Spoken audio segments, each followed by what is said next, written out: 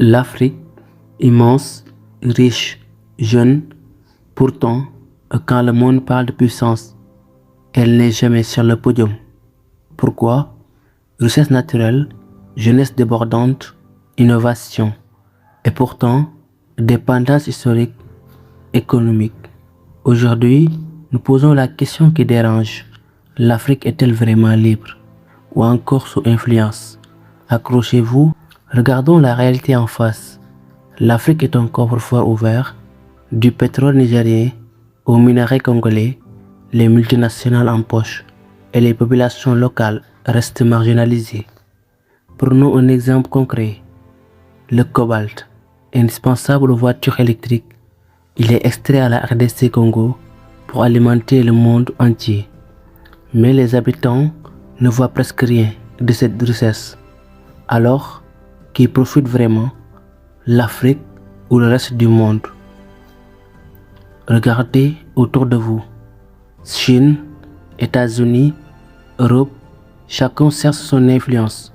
Ports, routes, télécommunications, tout est une question de pouvoir. Et l'Afrique, elle observe, parfois négocie, mais souvent subit. La zone de libre-échange continentale, l'Union africaine, autant de tentatives pour prendre la main, mais suffisent-elles? Savez-vous que la Chine construit l'équivalent de 3 grandes villes africaines chaque année et qui décide comment ces villes seront gérées par les Africains?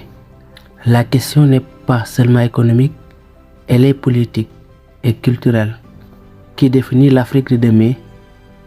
Un Africain sur 4 aura moins de 25 ans en 2050. Cette jeunesse est le vrai trésor.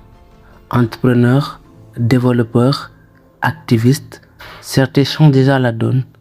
Mais attention, sans infrastructure, sans éducation adaptée, ce potentiel peut se perdre ou être exploité par d'autres.